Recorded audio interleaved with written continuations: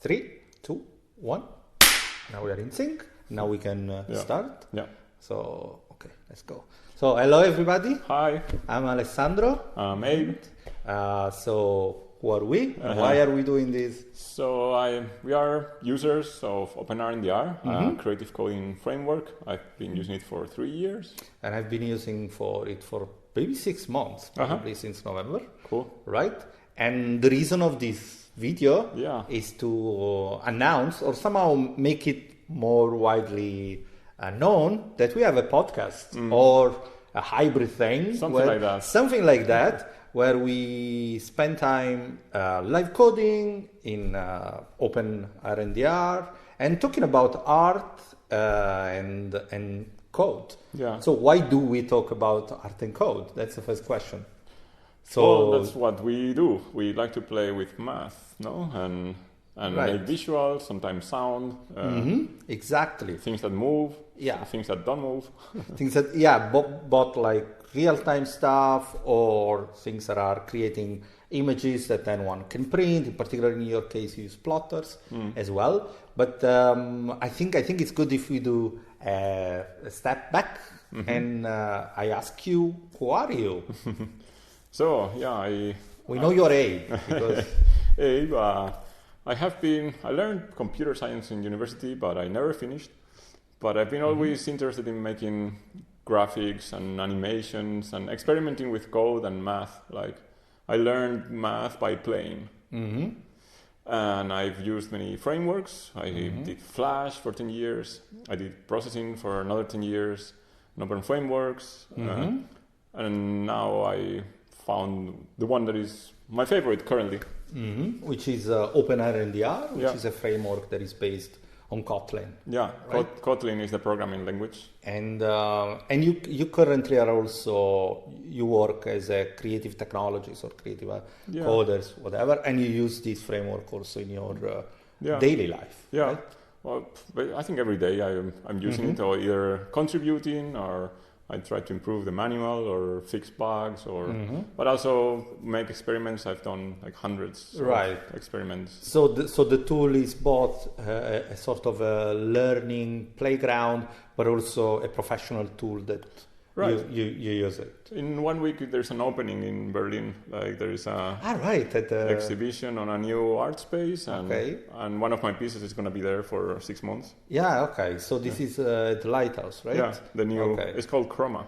Chroma. It's called Chroma. The new space. Okay. Yeah. Right. So I've heard the word come up, and it's a space in Berlin because we are both based in Berlin. So maybe I can answer the question to myself. Who am I? Yeah. Which may sound very exactly like it may sound very intimidating. This type of question. Who am I? I'm Alessandro. I'm actually a mathematician in the somehow professional sense of the word. I did studies in math and I did research for many years, and then I turned into someone that does machine learning or stuff like this for a living. But I've learned programming in high school when I was a kid, and I was always fascinated about programming actually, and I was so close to go to computer science, but then I decided not to follow that path at university. And since the last 10 years, maybe a bit more than 10 years, I've actually started programming in the creative sense via tools like Max MSP. And after Max, I was at a certain point making music because I'm also a musician, and I had this desire to make videos so that would react to my own music. And then I said, okay, then I have to learn how to make this. And I thought it would take, like a month or two of my, interest, but it's the last 15 years. So much that these days, I would say I code mostly visual, in the visual realm. And I don't do programming a lot for music anymore. I prefer to deal with analog stuff. I know it sounds very cliche, like, the electronic musician went analog. Yeah, it is how it is. And I did, basically, maybe we intersect a lot of apart the Flash part, but I used processing, and you did. I used open frameworks, and you did. And I have to say, I was stuck with these frameworks until you introduced me to OpenRender. Actually, it's weird because you introduced me to OpenRender like a couple of years ago, but it didn't stuck to my head. But last year it did. Last year I said, okay, now maybe it's a time why I should use it. And I think I got interested in OpenRender.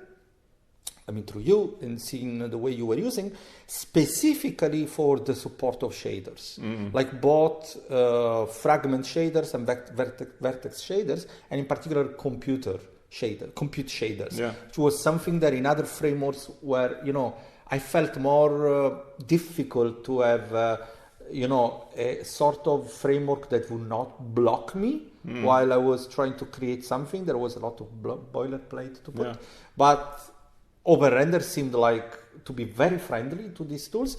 So that's how I started, and then I discovered all the other aspects of the tool, like the basically already defined geometric things you can do and all this type of stuff. And that now it's the only tool that I use.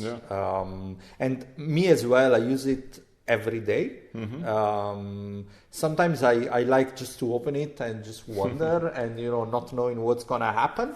And I also like Kotlin. I think that's the point. Yeah, me too. I mean, as anybody that programs, we use multiple languages, from JavaScript to Python to now Kotlin. And I think the language, at least in my experience, is somehow. I mean, when I arrived to OpenRender, I was in a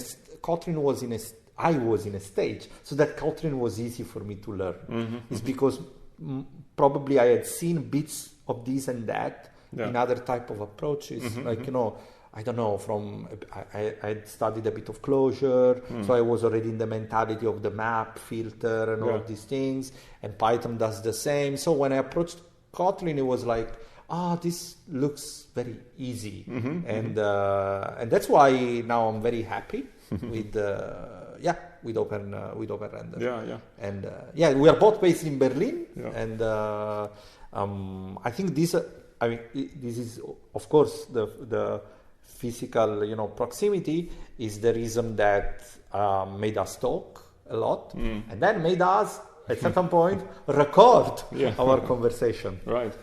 Yeah. How many? We have 24 episodes so far. Yeah. In these other videos, you cannot see us. You can just hear us. And we record on weekends. Every 2 weekends or so, we meet, like today.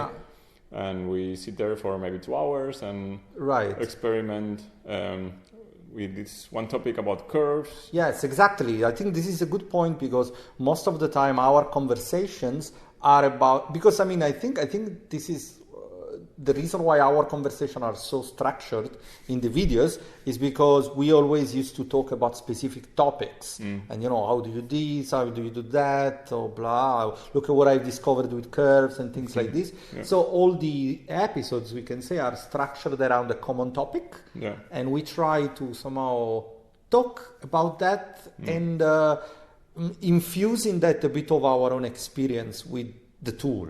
Yeah, I think that's a bit different to other videos. That you can see the process, and sometimes we get stuck. Sometimes we get stuck, but it's always a lot of fun, at least for us. All these series at the end. I mean, we believe so much in these, be in the moment rather than creating a recipe for you to use. That each of these episodes, or series of episodes, ends with a free flow experimentation where we just blindly live code and try to discover, and we should try blindly live code.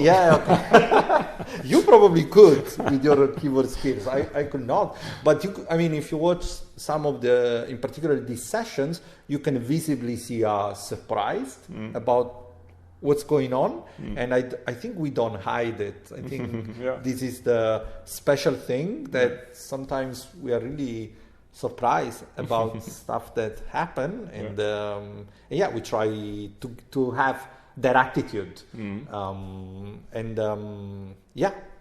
So we will be happy if you want to find out about this framework or this language, you can check out the other videos. We will leave a link. Exactly, and we leave a link because these videos are not on YouTube for various reasons. I don't know, maybe we don't want to go inside that. They are hosted on a decentralized federated network, similar to Mastodon, if you have ever used Mastodon. But we will put everything in the description and the link in the description.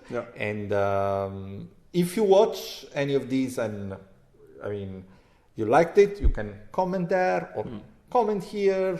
This video was just to give a face to the voices behind. We exist. That we at least we think we do.